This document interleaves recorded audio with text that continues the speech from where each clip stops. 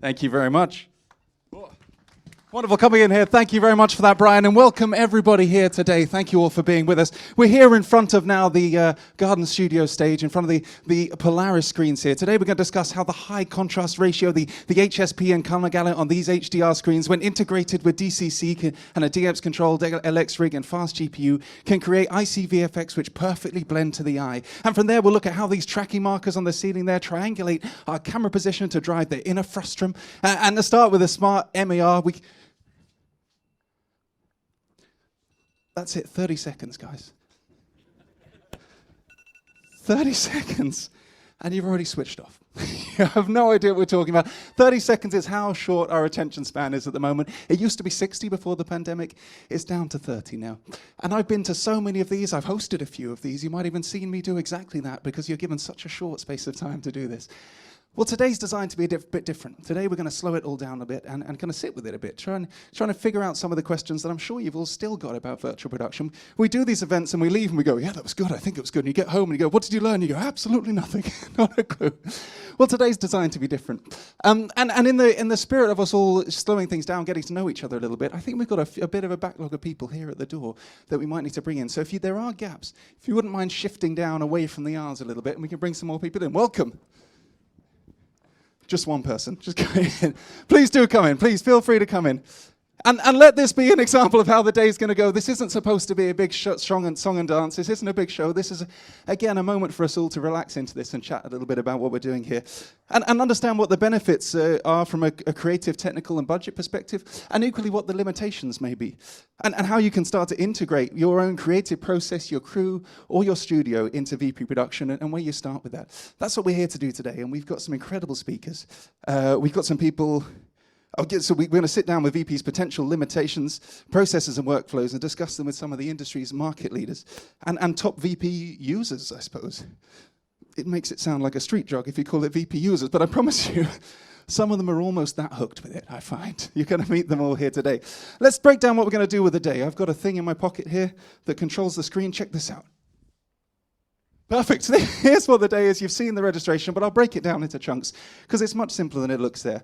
We're going to start with a brief history of the day, understanding a little bit more, not a history of the day, a history of VP, understanding a bit more about where that came from and what the ideas behind VP are. We're then going to move into the systems required to build your own VP space or to integrate it into your current space, and then into workflows and how you then update your workflows to then utilize the systems in the best way. We've then got a demo case study where we're going to space. We're going to build space in a studio, much like Apollo 11 did. What? I said it. It happened in 1969. And then we're going to look after that about the creative application, talk to some directors, some DPs, talk about how they work with the technology. And then on to the crucial bit, the budget application. Does this work? And does it save us money? Or is it ridiculous? We'll get onto that. And finally, integration, how you can take all of that back with you to your teams, to your studios, wherever it may be, or even into your own creative practices, and how you'll integrate that all together. Sounds good? Wonderful. Well, listen, we're going to start with the history of VP with a great historian. They can't make it? It's me. I'll take you through it. We're going to start here, having a look at the brief history of virtual production. And that goes back, I'm going to take you back, earlier than this, I'm going to take you back to this one. I've realized now that I should point this over here. I'm going to take you back to the trip to the moon. You might all know this, George Méliès's film, 1902, roughly. He shot this, and he shot this actually on black and white film. Of course, color didn't exist back then. But retrospectively went through, painted this. There were all sets there, but painted over the top of the film. Painstaking work to do frame by frame. Until later on, someone said, well, what if we put the painting on top of glass and put it in front of the camera screen and created matte paintings? You will have seen those in Chaplin's Modern Times when it looks as though he's rollerblading and nearly falling over. In fact, it was just a matte painting, giving you the perspective that there was a deep floor there underneath him. Of course, that was matte paintings, and we then see those used in King Kong to create a jungle, or of course, a classic one, Wizard of Oz, to create the Kingdom of Oz in the background there. All combined with live action, but with paintings in the foreground. Stunning work. And then it moved on to rear projection. You'll know this very well. Began with... Where am I pointing this? There we go. Began with Flying Down to Rio in 1933, where they had girls dancing on top of a plane, using rear projection to sort of bring that idea to life. And the classic you'll know is, of course, this scene in Dr. No here, the drive in the car, where actors have to do this for some reason. That's it. As soon as you put them in, I was talking to our DP about this. As soon as you put them in, they can do nothing but overact in the car. You've got that. And then also, what this meant is you could control the environment in the car. You could work with your actor, in this case, Sean Connery. You could work with Sean in the car without any interruptions from the outside world. You had a completely controlled environment. And you could also control when things happen. If a car needed to hit him, or indeed if some birds needed to attack, you could rear project that so you could cue when the birds hit, and your actors could work around it. So that was rear projection. Simultaneously, green screen was coming in. We had The Thief of Baghdad, 1940, Magic Carpet, 1940. These things used green screen to force perspective and started using the technology in that way. At the same time this rear projection was coming together, they were developing this tech. And then, of course, you'll see that used in Mary Poppins, where it starts to combine that with animation. And then jumping much further forward, it started to use in things like The Matrix. We all know that film. I mean, we all know all of these films. We all know then how that could be really put to some great use. But it did have its limitations. Sometimes you were found to find yourself stood in front of half a dinosaur and half a naked man. And for actors, that might be distracting. So there had to be a way that we could bring something physical, something tactile back into the room. And there was. That's where LED screens began to come in, because in 2013, there's a film called Oblivion. Has anyone seen this film? Right, so it's this man here, thank you. Or did you want a high five? I could do either.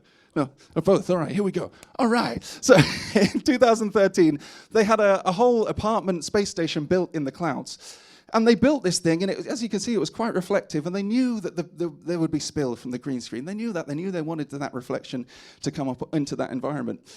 So they built the first sort of 360 LED wall. And there was another person that was doing, I mean, there's lots of people now trying this once this began.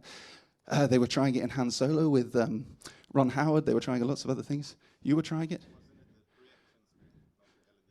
Yeah, I think it was. Hold on, I've just got some news coming in from a real historian. It was actually the pre-action. It was the pre-action screen, I think, not the LED wall. Just something I thought of there. It was the pre-action screen, but the technology and the idea was the same. And certainly we were thinking we need to work with reflections in the room. And that became an interesting thought for Jon Favreau when he had something that was as reflective as this, which is the one we all come back to. We all know the Mandalorian series shot in this fantastic volume stage. Now, this is a great idea for a backdrop, a painted backdrop that's moving, but then how do we get in there and film with it? A lot of you guys know this already, so forgive me, but I'm going to tell you quickly. In the gaming world, and this is where our Unreal Engine comes, the game Unreal was released, and that was a first-person shooter. Now, I don't understand this as well as some people are coming on, so I won't pretend I do, and I won't try and explain it too much. But if you imagine your first-person shooter, that's where your perspective is, that's where your camera is. Everything around that isn't quite rendered to the same effect as what you're looking at in front of yourself. Does that make sense? So there's still an environment that exists around that, there's still characters that are moving through that, but everywhere your camera's pointing, you decide to move your joystick is where you're focused. And that's what we started to bring into virtual production here, the frustum here. The inner frustum here is what's being rendered, and the outside here is just exists. We can all see it. It's creating kind of patterns on the wall. It's reflecting on our helmets or on our skin or whatever it may be. If you pardon the expression, it's reflecting on us here. If characters are passing through, if there's a fire here, it's giving us that impression of being in the room there.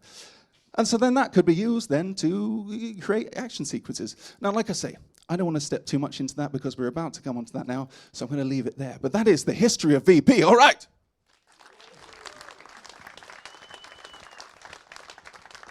And like I say, that leads us on nicely to our first talk here.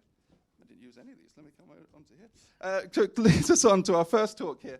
That takes us into the systems that we need in place to start building these things. And I've given a giveaway of who that's going to be. Of course, we've got our first speaker from Final Pixel. Please welcome Michael McKenna.